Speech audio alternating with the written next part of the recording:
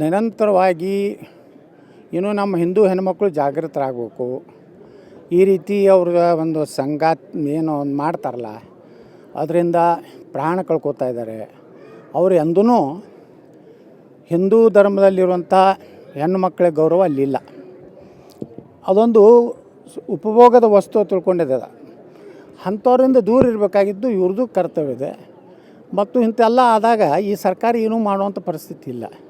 ನೀವು ಮೊನ್ನೆ ನೋಡಿದ್ರೆ ಬಜೆಟ್ ನೋಡಿಬಿಟ್ರೆ ಅವರು ಆತ್ಮರಕ್ಷಣೆಗಾಗಿ ಇದು ಮಾಡ್ತೀನಿ ಅಂತ ಹೇಳ್ತಾ ಇದ್ದಾರೆ. ಅಂದಾಗ ಈ ರಾಜ್ಯ ಸರ್ಕಾರ ಹೋಗುತ್ತಾನ ಇದು ನಡೀದೆ. ನಾಳೆ ಕಾನೂನು ಸುವ್ಯವಸ್ಥೆ ಬಗ್ಗೆ ಮತ್ತು ನಾವು ಸೋಮವಾರದಿಂದ ಏನು ಸದನ ಪ್ರಾರಂಭ ಆಗ್ತಾಯಿದೆ.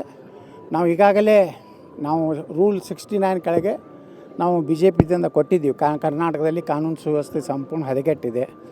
ಮಹಿಳೆಯರಿಗೆ ರಕ್ಷಣೆ ಇಲ್ಲ. ಹಿಂದೂ ದೇವಸ್ಥಾನಗಳು, ಹಿಂದೂ ಜಾತ್ರೆ ಹಬ್ಬಗಳಿಗೆ ಇವತ್ತು ಸುರಕ್ಷತೆ ಇಲ್ಲ. ಇದೆಲ್ಲರ ಬಗ್ಗೆನೂ ನಾಳೆ ನಾವು ಇನ್ನೂ ಒಂದು ವಾರ ಸದನ ಇದೆ, ಅಲ್ಲಿ ಮಾತಾಡ್ತೀವಿ. ಸರ್, ಒಂದು ಕಡೆ ಗಲಭೆಕೋರರಿಗೆ ಕ್ಲೀನ್ ಚಿಟ್ ಕೊಡುವಂಥದ್ದು ಮತ್ತು ಒಂದೇ ಸಮುದಾಯ ಟಾರ್ಗೆಟ್ ಮಾಡ್ಕೊಂಡು ಅವ್ರಿಗೆ ಮೀಸಲಾತಿ ಕೊಡುವಂಥದ್ದು, ಅದನ್ನು ನಾವು ಕೋರ್ಟ್ನಲ್ಲಿ ಈಗಾಗಲೇ ಪ್ರಶ್ನೆ ಮಾಡಿದ್ದಾರೆ. ಹುಬ್ಬಳ್ಳಿ ಗಲಭೆಯಲ್ಲಿ ನಾನು ಮೊನ್ನೆ ಹೇಳಿದ್ದೇನೆ, ಪೊಲೀಸರ ನೈತಿಕ ಬಲವನ್ನು ಇವರು ಕುಗ್ಗಿಸ್ತಾ ಇದ್ದಾರೆ.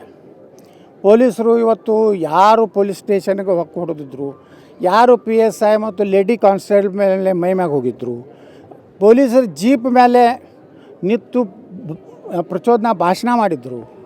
ಉದಯಗಿರಿಯಲ್ಲಿ ಆದಂಥದ್ದು, ಹುಬ್ಬಳ್ಳಿಯಲ್ಲಿ ಆದಂಥದ್ದು, KGDGಯಲ್ಲಿ ಆದಂಥದ್ದು, ಇದೆಲ್ಲ ನೋಡಿದ್ರೆ ಈಗ ಸಿದ್ದರಾಮಯ್ಯ ಸರ್ಕಾರ ಬಂದ ಮ್ಯಾಗೆ ಆ ಕೋಮಿಗೆ ಇದು ನಮ್ಮದಿದು ಒಂದು ಪಾಕಿಸ್ತಾನ ತಿಳ್ಕೊಂಡ್ಬಿಟ್ಟಿದ್ದಾರೆ.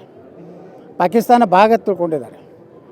ಇದಕ್ಕೆ ಕಾರಣ ಸಿದ್ದರಾಮಯ್ಯ ಸರ್ಕಾರನೇ. ಇಷ್ಟು ಅವರು ಅತಿಯಾಗಿ ಅವ್ರು ವರ್ತನೆಯನ್ನು ಆಗ್ತಾಯಿದ್ದಾರೆ. ಇದು ಕಾನೂನು ಸುವ್ಯವಸ್ಥೆ ಸಲುವಾಗಿ ನಾವು ಮಾತಾಡ್ತೀವಿ. ಮುಂದಿನ ದಿವಸಗಳಲ್ಲಿ ಅನಿವಾರ್ಯವಾಗಿ ಹೋರಾಟ ಮಾಡುವಂಥದ್ದು. ನೋಡಿರಿ, ಅವ್ರು ಬರೀ ಹೋಟ್ ಬೇಕಾಗಿದೆ. ಅವರಿಗೆ ರಾಜ್ಯ ಶಾಂತಿಯಿಂದ ಇರೋದು ಬೇಕಾಗಿಲ್ಲ. ಬರೀ ಅವ್ರು ಹೋಟು ಅವ್ರು ಏನು ಹೇಳಿದ್ದಕ್ಕೆ ಅಲ್ಲ. ಪೊಲೀಸ್ ಸ್ಟೇಷನ್ ಬೆಂಕಿ ಹಚ್ಚೋರನ್ನ ನೀವು ಕೇಸ್ ವಾಪಸ್ ತೊಗೋತೀರಂದರೆ ಎಂಥ ದುರ್ದೈವತ್ತ. ಅದು ಯಾವುದೇ ಕೋಮಿನವರಿರಲಿ. ಕಾಂಗ್ರೆಸ್ MLA ಮನೆ ಮೇಲೆ ದಾಳಿ ಮಾಡಿದ ಒಬ್ಬ ದಲಿತ MLA ಅವನ ಮನೆ ಮೇಲೆ ದಾಳಿ ಮಾಡಿದ್ರು ಅವ್ರು ಕೇರ್ ಮಾಡಲಿಲ್ಲ. ಹಿಂಗೆ ಅವರು ಒಂದು ಪಕ್ಷವಾಗಿ ಇವತ್ತೇನು ಮಾಡ್ತಾಯಿದ್ದಾರೆ, ಇದು ಮುಂದಿನ ದಿವಸಗಳಲ್ಲಿ ಜನ ಬುದ್ಧಿ ಕಲಿಸ್ತಾರೆ. ಮತ್ತು ಈ ಜನರು ತಾಳ್ಮೆಗೂ ಒಂದು ಮಿತಿ ಇದೆ. ಅದನ್ನು ಪರೀಕ್ಷೆ ಮಾಡೋಕ್ಕೆ ಹೋಗಬಾರ್ದು ಕಾಂಗ್ರೆಸ್ ಸರ್ಕಾರ.